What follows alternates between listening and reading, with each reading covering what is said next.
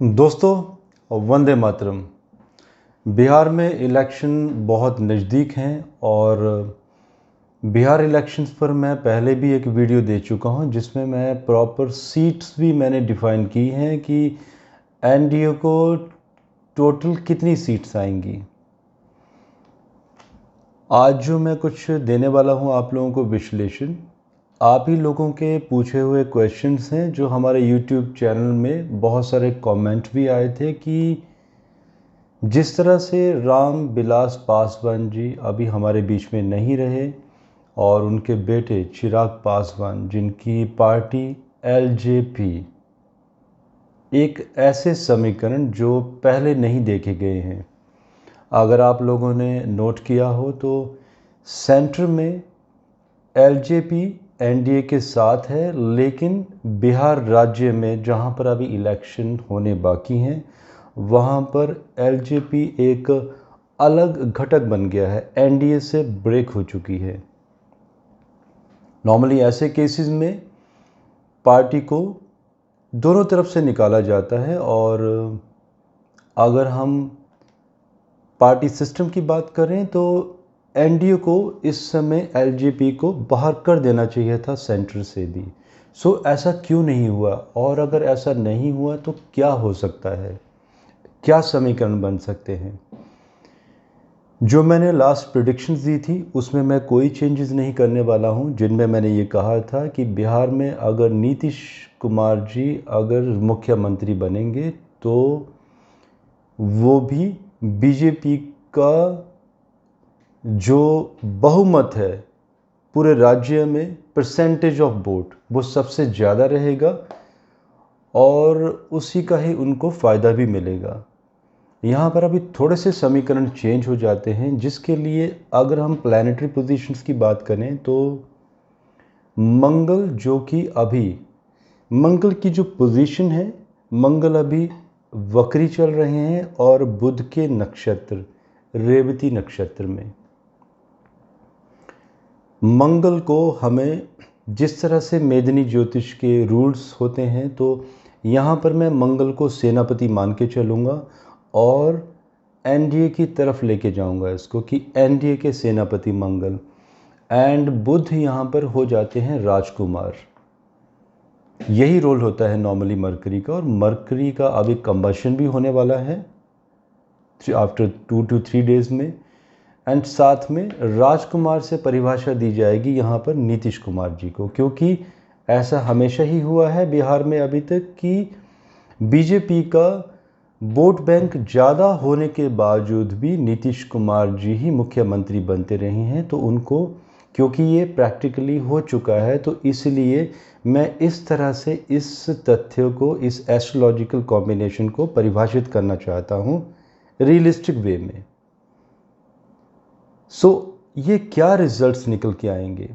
देखिए, इसमें अभी ये भी योग बने हुए हैं। पहले तो ये देखना पड़ेगा कि चिराग पासवान जी, जो आप लोगों के क्वेश्चन भी थे कि वो बिहार में अलग से अपनी पार्टी में उन्होंने एलजेपी के थ्रू लोगों को, कुछ सदस्यों को टिकट्स देने शुरू किए हैं। आप थोड़ा सा न्यूज़ में फिर से ध्यान दीजिएगा। चिराग पासवान जी ने उन्हीं सदस्यों को, उन्हीं कॉन्स्टिट्यूएंसीज, उन्हीं क्षेत्रों में टिकट्स दिए हैं जिनसे जनता दल यूनाइटेड के उम्मीदवार लड़ रहे हैं।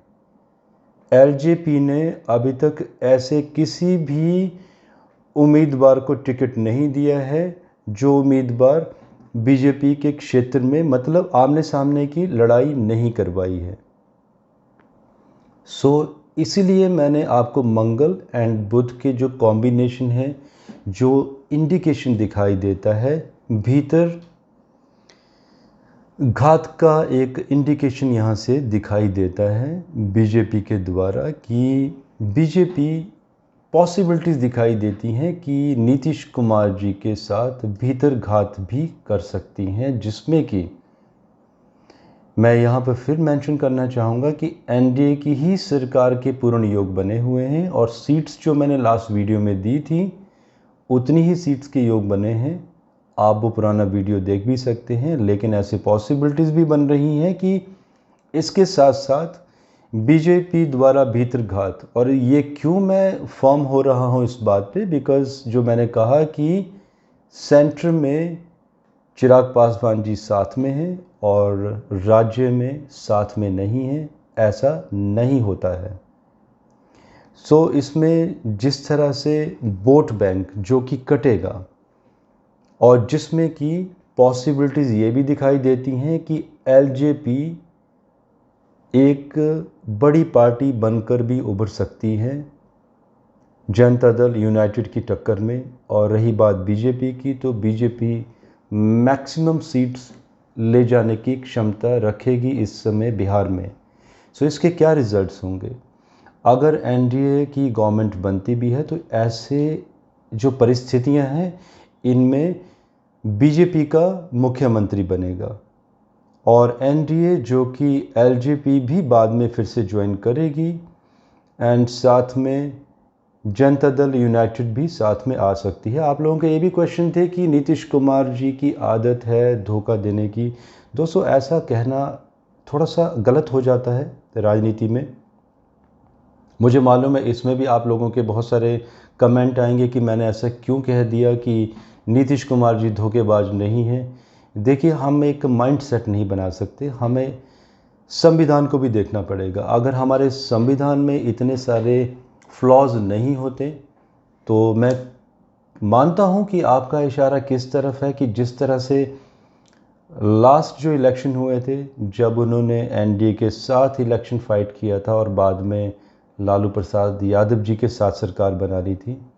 दोस्तों, जब तक संविधान में चेंजेस नहीं होते हैं इंडिया में तब तक राजनीति में कुछ भी पॉसिबल है।